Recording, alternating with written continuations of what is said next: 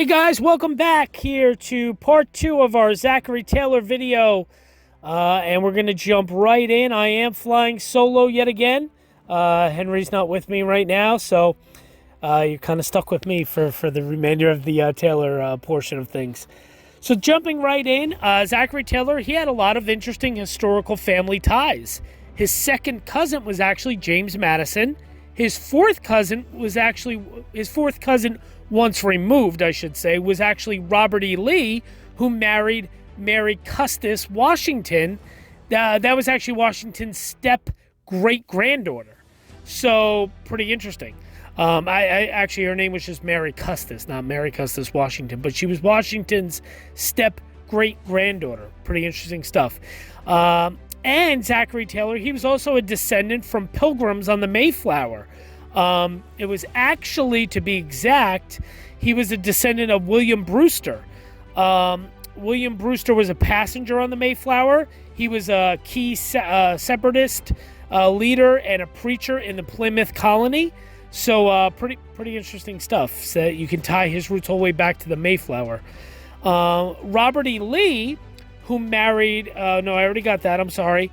He also became father-in-law to Jefferson Davis, Zachary Taylor did, after a very public spat between the two men. Zachary Taylor didn't want his daughter Knox to marry Jefferson Davis, almost dueling over the matter. They actually did. But the Taylors eventually conceded, but 3 months after their marriage began, Knox died in Davis's arms from malaria. So despite years of reclusion and grieving, Jefferson Davis and Taylor were reconciled in 1845, and they actually became close until the end of Zachary Taylor's days. So, pretty interesting fact there about Jefferson Davis and Zachary Taylor. Taylor did help shape many parts of America as they stand today. Throughout his career, he served on frontier outposts in a total of 17 states, where military operations played a big role in bringing white settlers to live in those surrounding areas. Along with Taylor's military victories in Mexico, one could argue that Taylor's military service made an impact in half of our contiguous United States.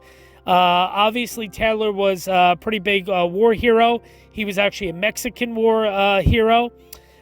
He basically, that was obviously a border dispute between Mexico and Texas.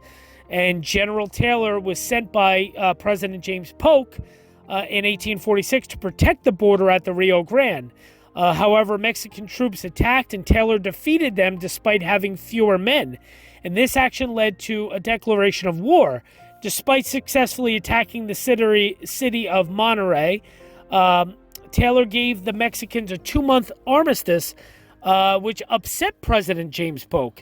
Taylor then led U.S. forces at the Battle of Buena Vista, defeating Mexican General Santa Anna's 15,000 troops with only 4,600 troops of Taylor's. Taylor used his success at this battle as part of his campaign for the presidency in 1848. So, he was definitely a big role in that, and he was a war hero because of it. Old Rough and Ready, that's Taylor's nickname, of course, and that was given to him by his soldiers in Florida during the Second Seminole War. Taylor's appearance in military dress grew more and more casual with time, leaving many soldiers flocking to Texas and Mexico to take him for a farmer with eggs to sell at the market. Many anecdotes survive of Taylor's anonymity, even into his presidency. So yes, he did get the nickname Old Rough and Ready from there. So basically what it was, let me get the exact quote. I was just looking at it a little bit ago for you guys. I'll have to get that exact quote that I found. Here it is. I apologize. Second Seminole War in Florida. In this conflict, there was a chief that led the Seminole Indians in an effort to avoid migrating west of the Mississippi River. While that had been agreed in the Treaty of Payne's Landing, the Seminoles had not been principal parties in those deliberations. It was during this war that Taylor was given the nickname Old Rough and Ready by his men. So, pretty cool stuff. Between February 21st and February 23rd of 1847, General Taylor met his greatest military test at the Battle of Buena Vista, like I said.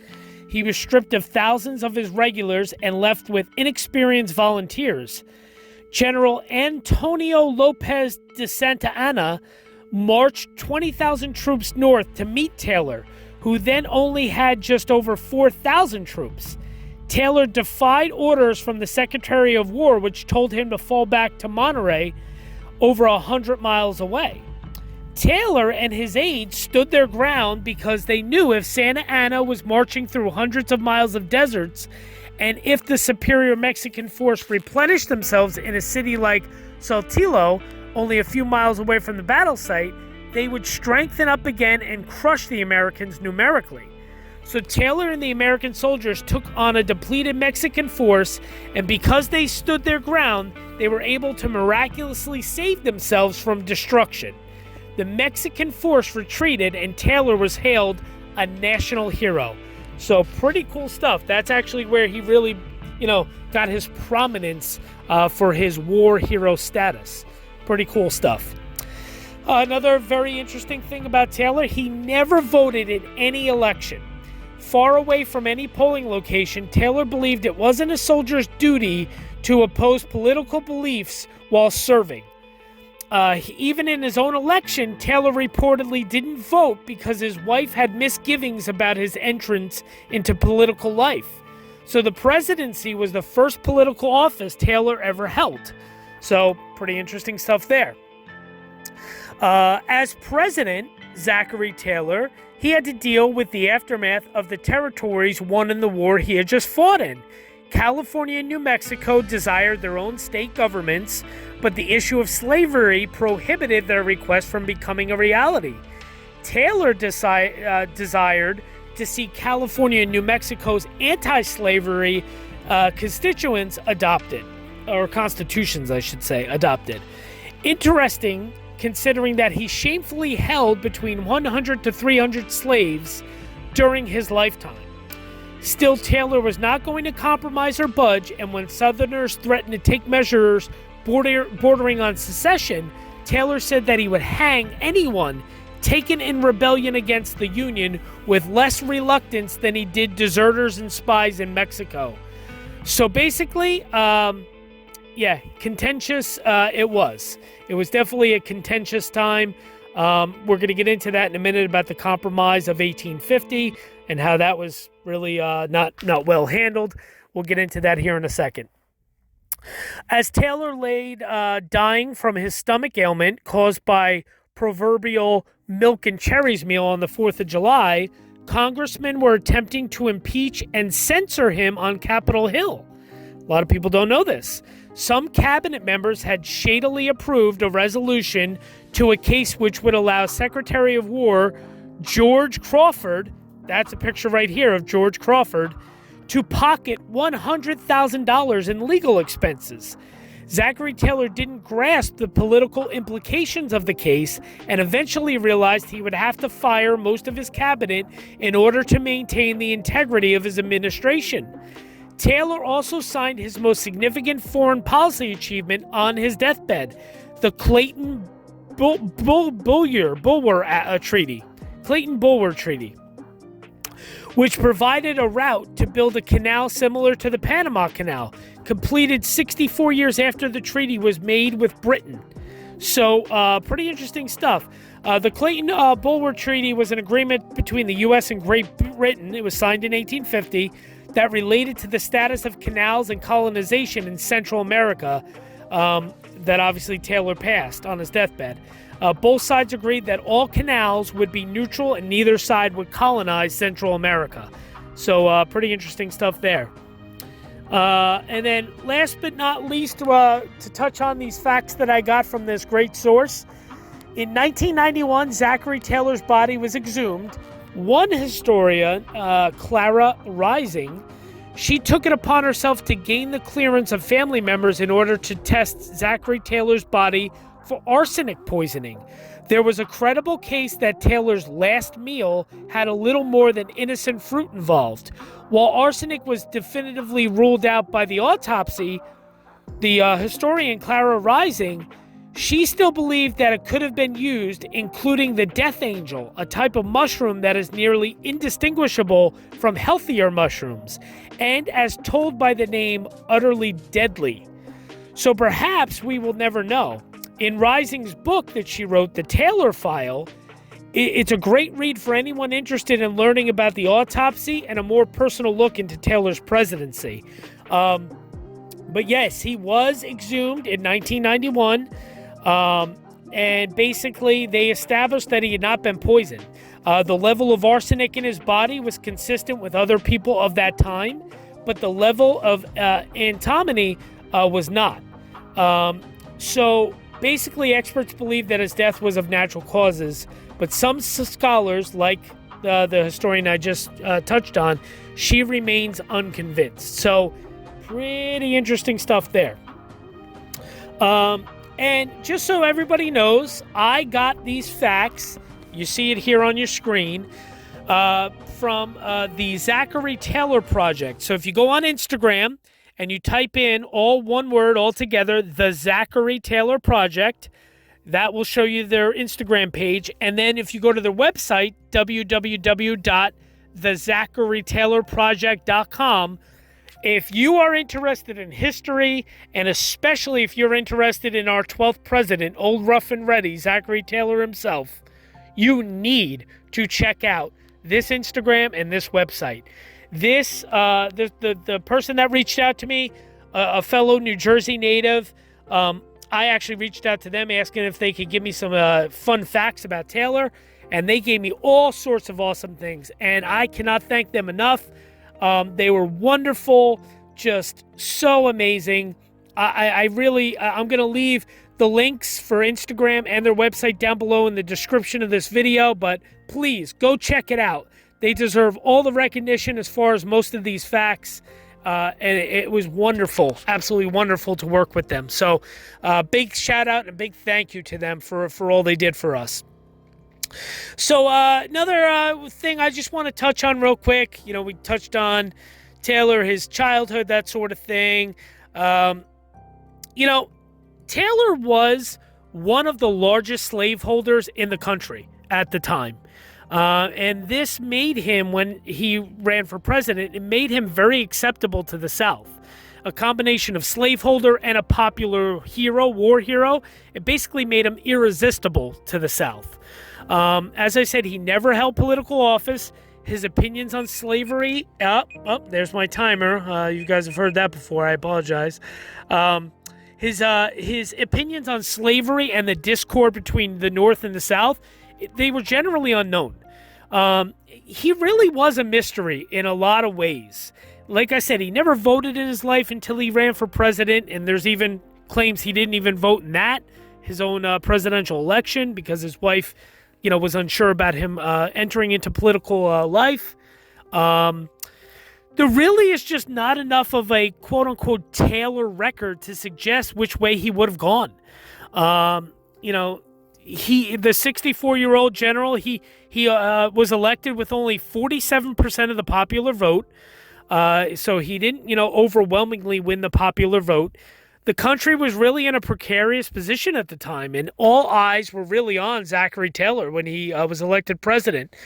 You know, the bottom line is, you know, people thought slavery should be allowed to expand westward into the area that was just obtained from Mexico in the Mexican-American War, like I said. And Taylor, being a strong nationalist, he was concerned about the stability of the Union if slavery debate continued into the new territories. So basically, he made a real bold statement, Taylor did. He said that California would come into the Union, enter the Union as a free state, no slavery, and that New Mexico would be without slavery because New Mexico didn't want slavery. And Taylor had no interest in moving slavery west. He thought that this was dangerous. He just did not believe in it.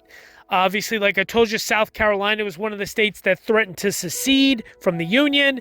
And of course, Taylor was infuriated by this, said he would hang people. It just was not good. So, of course, this brought up the Compromise of 1850. And the Compromise, and I use the word compromise in air quotes, compromise. It was really supposed to be where both sides gave a little, the North and the South. And it was really supposed to put a lid on everything. California was going to be a free state. Other territories were going to have no restrictions on slavery. And Zachary Taylor, he was adamantly opposed to the Compromise of 1850. He did not believe in it. He did not think it was a good thing. However, his vice president, Millard Fillmore, he was all for the Compromise of 1850. As a matter of fact, Millard Fillmore told Zachary Taylor that if it was to be a tie in Senate, that Fillmore would break the tie in Senate and vote in favor of the compromise against Zachary Taylor's wishes. So, yeah, his own vice president was going to go against him on this. And Taylor was pissed. I mean, to put it lightly, he was really mad. And he threatened to veto the act if it passed. He said, I'll just veto it. It's interesting because Zachary Taylor's probably the one president of the 1850s, who could have changed the tumbling events that inevitably led to the Civil War. He really probably, he had the guts, he had the foresight to stand up to pro-slavery demands. He basically told the South that he respected their institutions, but he did not think that, them moving west with slavery was a good idea, and he was not going to allow it. Pretty interesting stuff. But again, we just don't know. I mean, he was one of the largest slaveholders in the country. So obviously, Zachary Taylor believed in slavery. He was an enslaver himself. And yet again, another hypocritical president, just like Polk was and just like Tyler was. And, these people were enslavers. Taylor being one of the largest in the country, an enslaver, but yet he was against the expansion of slavery westward. So what would he have done? If he had lived, what would have happened? We really just don't know. So it's an interesting debate for sure.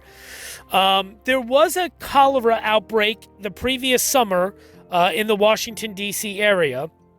And of course, the story goes, as I said, 4th of July, he went back to the White House and he ate large amounts of raw cherries and he drank iced milk.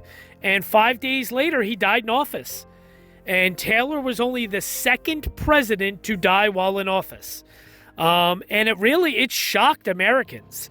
It was only 16 months into his presidency that he died. So, not very long into his presidency. This shocked Americans, shocked everyone, and shocked probably more than anybody his vice president, Millard Fillmore.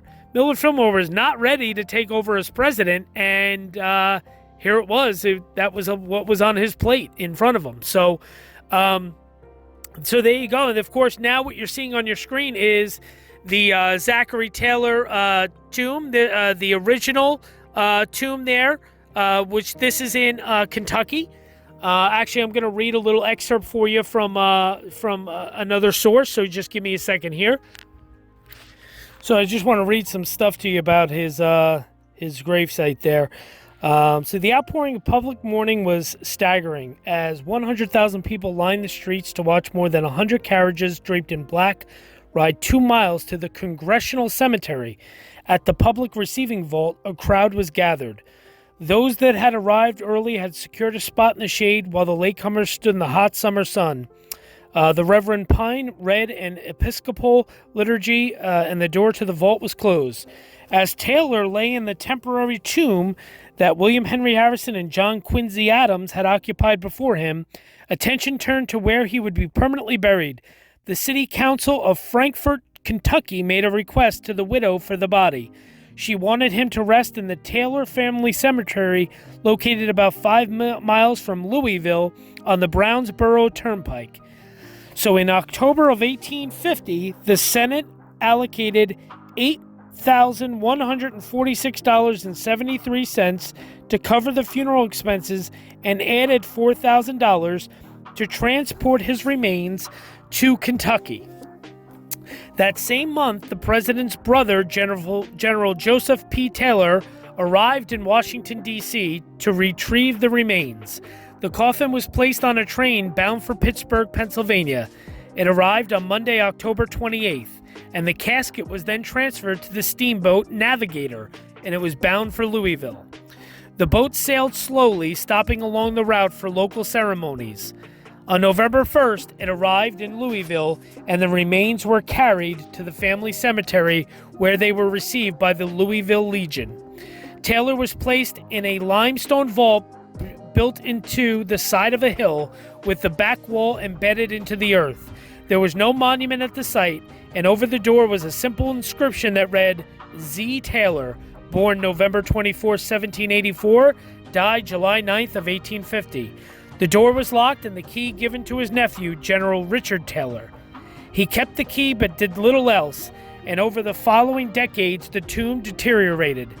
The New York Times made several pleas to draw attention to its sorry state, including an August 15, 1873 article lamenting, "It is mortifying to relate that it is in a sadly neglected condition, underbrush, weeds, and trees rendering it very difficult to access. The place does indeed appear forgotten. A stone wall encloses the little graveyard, and a rusty and unused iron gate frowns upon the visitor. It evidently had not been opened for years." So, interesting stuff there. So then there was a grassroots movement began to call for the remains to be relocated to a more suitable location. And at some point, this sentiment morphed into a mistaken belief that Taylor actually did get moved. In June of 1878, the New York World wrote of the horrendous condition of the tomb and went on to drop a bombshell. The old family burial ground had, in years of neglect, gone to complete ruin. The rotten palings had crumbled away or been laid prostrate by storms or breachy cattle. And weeds and rank grass were matted over the sunken mounds when Taylor's nephew, Richard Taylor, removed the bones of his distinguished relative to Cave Hill, where their present resting place is indicated by a small and plain slab of white marble. In the course of the summer, they will be taken to Frankfurt, where over them the state will erect an appropriate monument. The only problem was that Taylor's remains had not been moved to Cave Hill, or any other cemetery for that matter. This was the first case of confusion over the actual location of a president's body. So that was kind of an interesting thing. So basically what ended up happening, in 1889, the plot was offered for Jefferson Davis' remains, but his widow declined. This was at Cave Hill we're speaking of. Deplorable presidential tomb conditions were a sad but familiar story, but losing track of a president's body was uncharted territory. In the same year these rumors took root, the state finally made an effort to improve the cemetery conditions. Instead of improving the crypt, Kentucky Governor James B. McCreary, that's him on the screen here, James B. McCreary, he proposed a resolution in 1878 asking Congress to erect a monument in the vicinity of the tomb. Soon afterward, the state of Kentucky allocated $5,000 for the construction of a memorial shaft. The monument was built of Maine gray granite and white Italian Carrara marble and completed on July 4th of 1883. The impressive structure has the following inscription: Major General Zachary Taylor, 12th President of the United States, born November 24, 1784, died July 9th of 1850. Taylor's final words to his wife are also inscribed on the tomb. The monument was unveiled on September 20th, 1883, before several hundred spectators. So pretty interesting stuff. Let me see what else here. Taylor's family has confirmed that Taylor's body never left the grounds of the cemetery. False statements continued to publish for decades that they did, but that's not true. Let's see what else. That's pretty much it. Finally, with the state and family unable or willing to improve the tomb, the federal government intervened and took ownership on February 19th of 1925, It was actually President Calvin Coolidge created the Zachary Taylor National Cemetery. That's where he's buried, authorizing $10,000 for the creation of a new mausoleum. It was made of Indiana limestone with a granite base. Taylor's remains were moved into it on May 6th of 1926.